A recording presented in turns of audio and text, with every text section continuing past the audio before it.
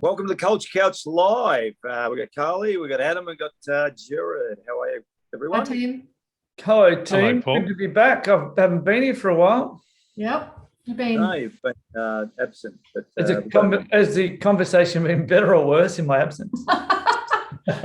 we should do it. We talk about reviews all the time. We should do a review about that, shouldn't we? Yeah, we actually should. Culture Couch Lives. Excellent. Well, we're just going to jump straight in with a question. So we've got Mary from Templestowe, probably comes up a bit in our workshops. She basically says, we've done a number of these workshops before. Why would we get performance by design in, and what will change considering nothing changed after our prior workshops? Yeah, interesting. I mean, I might kick off, and we talk about systems, Murph, don't we? That's come up a lot in the last month, I guess. And it really is, the workshops are incredibly important, the workshops to the framework, aren't they? But unless you change your systems, nothing's going to change, is it really? No, and not only the systems, the people that operate the systems, really, don't they? Like, we know for a fact we can run a workshop for a day, 2 days, 3 days, and then once we've left, we'll advise the leaders on how to implement the systems. But really, the people that run the systems are leaders, particularly the leader, and that includes the board even to some extent. But they have to buy into it, and they have to be prepared to change their behaviour. I think Adam and I have worked together, and I think you would probably vouch for that, I think. Oh, very much, entirely. So, my experience with it from both sides of the equation, having had performance by design come in to a company and worked with performance by design since, people do care, right? They care about their lives, doing the best they can with the life they have. They care about where they work. I just don't accept that there's any real meaningful difference to that expression, that people do care about themselves, their lives, and their work. And so when you do these sessions, it's fabulous, because usually it might be an offsite, or you just shut the rest of the world out for a while, and you're getting people together who don't normally get together very often. So it's exciting. And you go through this process, learn about these systems, and you learn so much, and it resonates. It's actually so much fun. Then it's really then that the hard work begins, and you have to show that care in those two ways that you mentioned, Jared, is around not just giving people feedback because you care, like making the effort to change, to acknowledge the good stuff that people do. That's probably the easiest thing in the world, but you probably haven't done it, right? So you start doing that. And then when you see that odd thing, the few things you might go, I'm not sure why that happened, being confident enough to show that care and ask, take that person aside and say, can you just tell me why that happened that way? Because I didn't quite understand it. And being okay with knowing that actually I can handle this conversation if I show care in the right way, using the systems that you've learned and getting the permission from everybody that you've done in those sessions. It is so energizing, but you've got to be able to care enough, again, not just to do the session, but to give it life every day, and then to make the effort with other people. And that actually takes probably more change than I considered. The first time I did it, was like, oh God, I really have to make more time and effort in my day. And then you realize how worth it is. So I think that's probably my impression of having been on both sides of the equation with performance by design. It really fundamentally revolves around care. And are you prepared to do the change, the little and often things that make that change evident, that care evident every day? I reckon it's a great point, Adam, because busy comes up all the time, Carly, doesn't it? I'm busy, busy, busy. And when we get under the bonnet, and I sort of think, to Mary's question, we spend a really good day or 2 days or whoever it is, and we're actually really resonated. But then we get back to work and we don't put the systems in place because people are busy. But what are they really busy doing? 3 people are doing the same job, because no one wants to get out of the weeds and actually start to coordinate the systems and become a leader and empower our staff. Maybe talk to that, Carly, because I think that's a really big part of what we're seeing, isn't it? Yeah. And I can remember going to those types of training days, and you would see it come into your diary and you know you have to be there, and you think, okay, well, I'll allocate the time. But you don't ever think that you need to allocate more time afterwards. You just think you have to show up on the day, and then after that you're done. But I think that's the extension of the work that we do, is that at the end of the day, we always say to people, you know, who is responsible for implementing this program? And it's not us as a group or the team or the CEO, it's me. And Jared, you ask that question a lot to teams.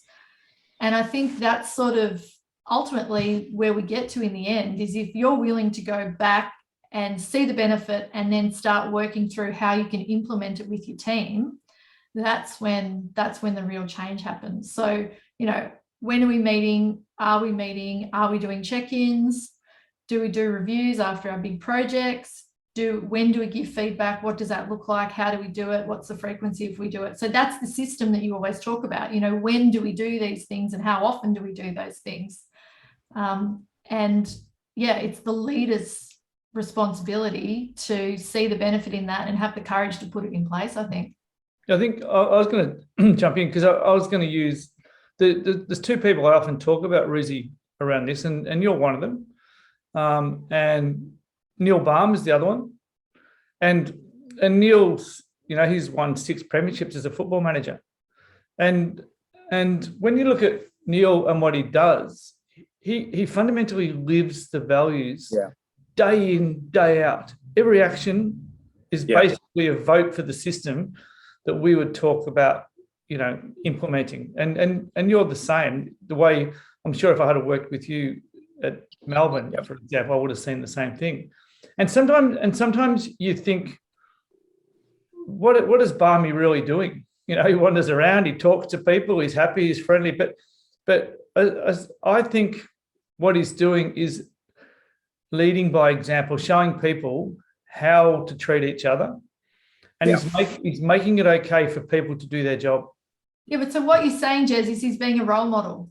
100%. He's being a role model leader. Like he's wandering around, you know, fixing little problems, having little conversations, like Adam said, like showing genuine care about the way he goes about it. And I hope Barmy doesn't watch this because I don't want him to be too excited about the fact that you can give him a shout out towards the end. Yeah, but for me, it's the system, and then it's the leaders delivering on it and making it okay for people to do their job in a really constructive, respectful, positive way.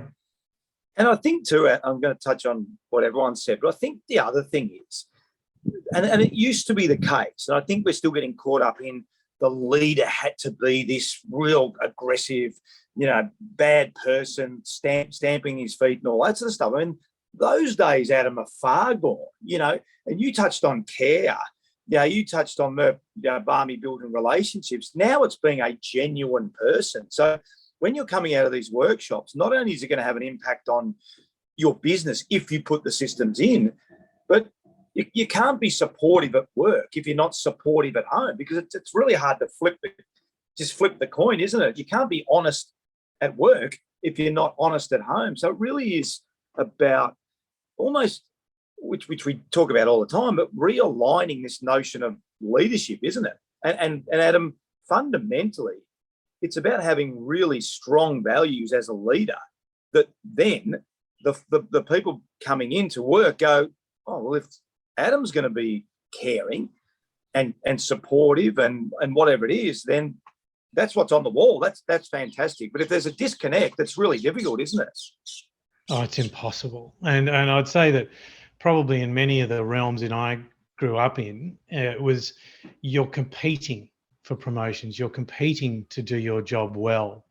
Yeah. And I think the switch that the lessons with Jared and Performance by Design that really taught and resonated with me were around, as a leader, you're not competing for your role anymore. You do this, you uphold your values and you perform. That's you winning, and it's the whole team winning. So you don't have this kind of myopic focus on your area of responsibility and everyone else can worry about themselves. That will only get you as a team to a certain place. It will not give you high performance. But if you expand your field of vision and your care to the people alongside you and saying, what are we all going to hold ourselves up to? What values do we aspire to? Will you help me get there? And will I help you get there? If you can do that together and role model them, you create this atmosphere where you're not just looking at your own department, you're looking out for and with each other and for the whole company. And then everyone sees that, and that's what you role model. That changes so much. And I think that's right, Paul. You can't be in alignment at work with a certain set of values and align with a different set of values at home. It's impossible. It is not authentic by definition, and it won't work.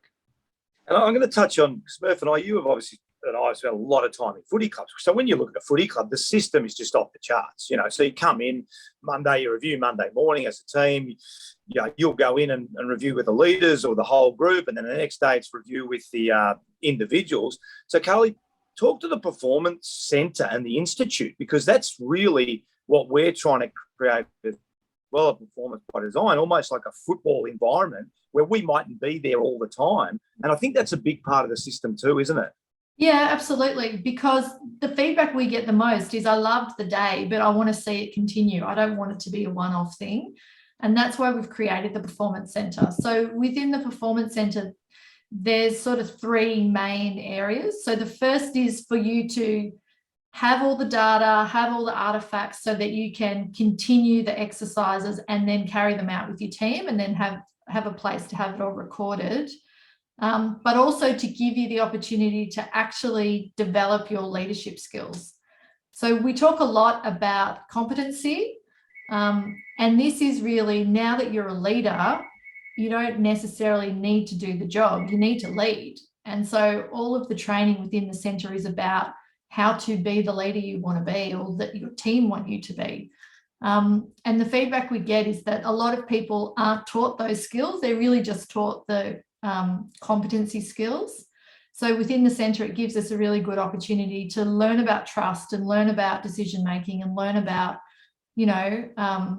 situational leadership, etc., etc. So it's a really good opportunity to then also record, the times that you have real talk, or the times that you have check-ins, or the times that you go through that those training sessions as a team, and really put those systems in place so that you can carry them forward.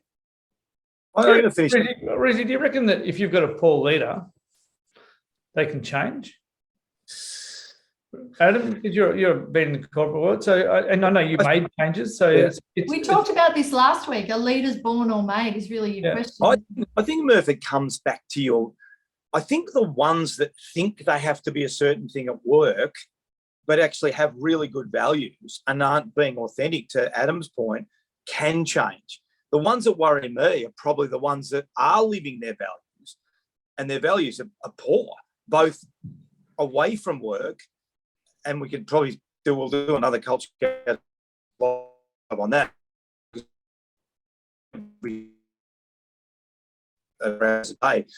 Around the world at the moment, they're the ones that really worry me. I mean, how do you change your value system? Because I think we all agree on this, on the Culture Cast Live today, that it is about your individual, it's about walking the walk. It's not just about putting them on the wall.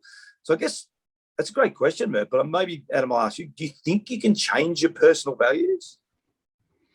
No, I actually don't. It's truth. I think that you have to have them within you, because I think to try and alter your being to some other set of values that aren't you is just so difficult, to be close to impossible. So I would think, though, and I would hope that for most people, their values are good and that they align, and that anything a group chooses together, like in those sessions with Performance by Design, that you can get there, and it's a good aspiration. So then in that case, if that's what is happening in your workplace, either that person will live those values, the leader, or they will be changed. I think it's that serious. So short answer to your question is no, I don't think they can change. But for most people, I think either they do, or it's likely that they will be changed. Yeah. All right, just to finish off, Murph. So for Mary, if Mary was starting a company, help her out. What's the one system? So she's had the day. All right. Yeah. So give it, what's the one, and I'm going to ask all of you, so Adam, get ready, and Carly, get ready. So what's the one thing you would recommend in order for the day to stick? We're trying to get culture to change. I've got two things based on what Adam just said. Yep. Check your boss first. So if your boss is no good, don't run the day. Yeah, great point. Yeah. So like, don't waste. Just say, look, I reckon we're better off not doing this because you're not going to change your behaviour and your leadership's poor. So on that basis, let's just not waste our time. Let's just continue on happy as Larry and pretend everything's nice.